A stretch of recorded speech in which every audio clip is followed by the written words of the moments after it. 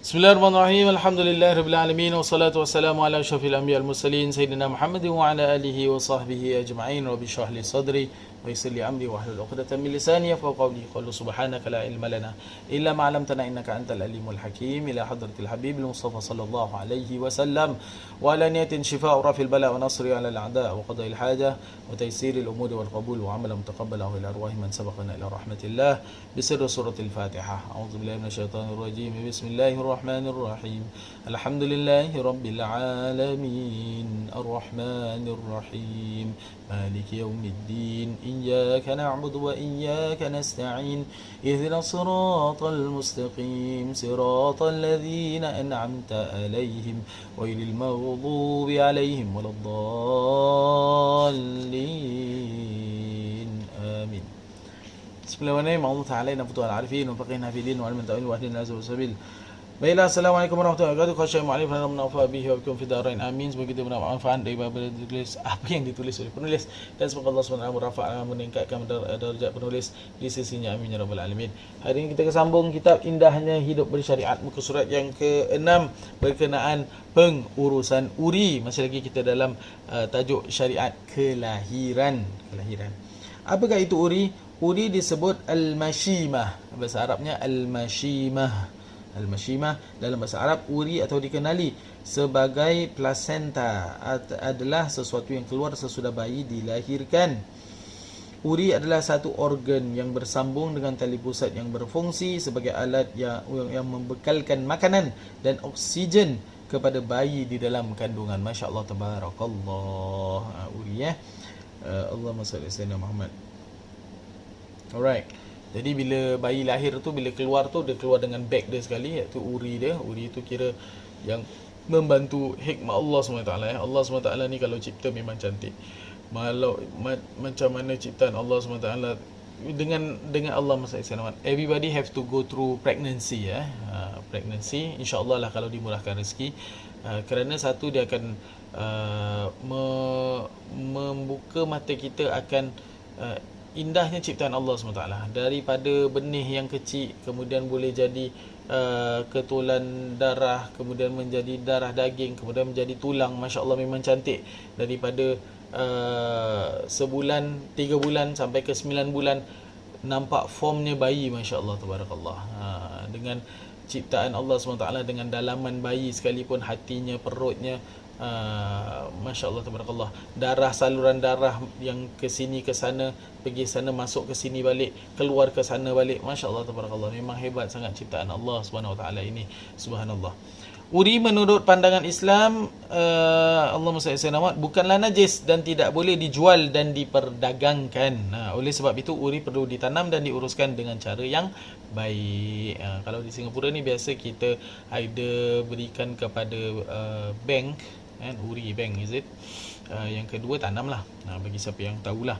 Perkara ini telah disebutkan oleh baginda SAW dalam sebuah hadis Aisyah radhiyallahu anha, Nabi SAW kana ya'muru bidafni sab'a asya' minal insan, asy-sya'ru, az-zufru, ad-damu, wal haidatu, was-sinnu, wal mashimah, wal qulfah. Atau kama qala Rasulullah SAW. Maksudnya diriwayatkan daripada Sayyidatina Aisyah, isteri Nabi SAW, bahawa Nabi SAW telah menyuruh untuk menanam 7 perkara daripada anggota badan manusia. Antaranya adalah rambut. Rambut ni kalau boleh tanam, ahsan, lebih baik. Kuku, darah haid, gigi, uri dan juga kulub. Masya Allah, tabarakallah. Ini semua disunahkan untuk kita menanam, kalau jika mampulah. Yang ketiga, hukum menanam uri bayi. Hukum menanam uri bayi adalah harus, dan tujuan menjaga kebersihan dan kesucian uri tersebut, dan perlu dilaksanakan dengan sebaik mungkin. Kalau mampu, tanam. Tapi jangan tanam dengan plastik. Plastik tu tak akan hancur. So macam urinya ada kat dalam lah. Sebaiknya ditanamkan urinya, kemudian ditutup dengan tanah. Wallahualam. Tujuan menanam uri dibersihkan dan ditanam supaya tidak digunggung dan dimakan oleh haiwan, dan sebagai satu fitrah dalam menghormati tubuh badan manusia yang merupakan sebahagian daripada anggota badan manusia yang dicipta oleh Allah SWT. Jadi dia punya hakikat, dia punya formulanya adalah segala apa anggota badan sebaiknya ditanam kembali. Yang kelima, cara membersihkan dan menanam uri. Cukup dengan sekadar uri tersebut dibasuh dengan air bersih. Darah dia banyak cuci.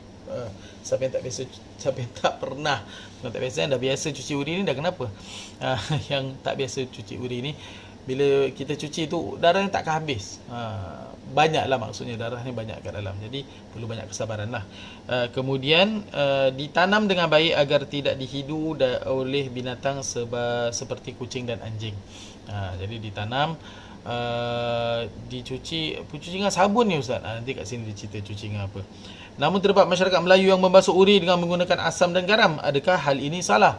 Asam garam agar uri tersebut tak menjalani asam garam kehidupan. Tidak, tetapi ada sebab dia cuci dengan asam dengan garam. Kenapa? Sekiranya hal ini bertujuan untuk menghilangkan bau uri tersebut sebelum ditanam, maka ia adalah harus bagi mengelakkan daripada dihidu oleh kucing dan anjing. Tak ada apa-apa hurafat, tak ada apa-apa niat di sebalik itu, tetapi memang dia cuci itu menggunakan asam dan juga garam. Asam garam asam dan garam untuk hilangkan baunya. Jadi tercapai, tidak ada masalah.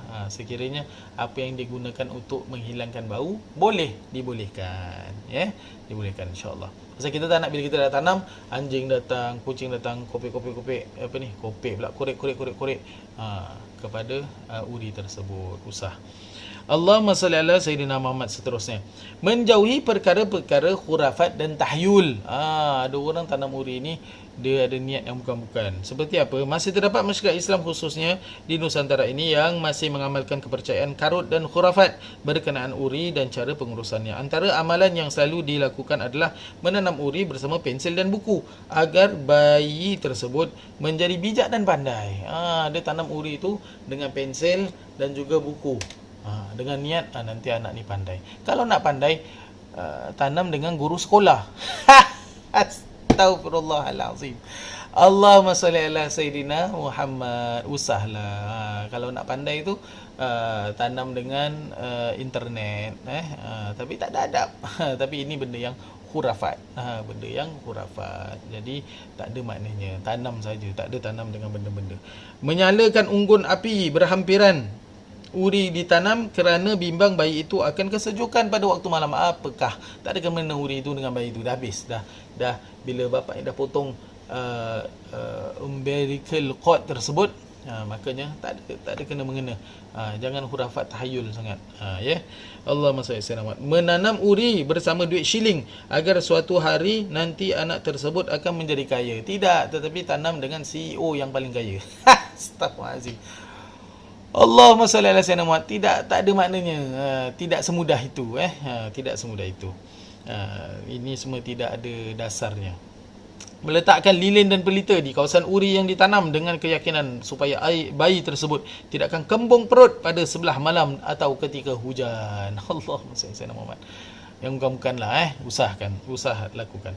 Menanam paku dan benda-benda tajam bersama uri yang ditanam bagi mengelakkan uri tersebut terdapat daripada dikati makhluk halus. Tidak. Kalau bayi tu nak elak makhluk halus, yang pertama diazankan, diiqamahkan di tempat yang dia tidur tu, di rumah tersebut. Jangan elak daripada bacaan surah Baqarah, bacaan Al-Quran, ibadah, solat berjemaah. Itu yang lebih utama.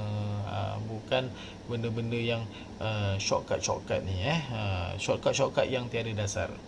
Sebagai muslim yang beriman kepada Allah Subhanahu Wa Taala dan Rasul sallallahu alaihi wasallam, maka kita perlulah menjauhi perkara-perkara yang tahyul dan khurafat yang boleh menjerumus kita kepada syirik kepada Allah Subhanahu Wa Taala, terhadap Allah Subhanahu Wa Taala.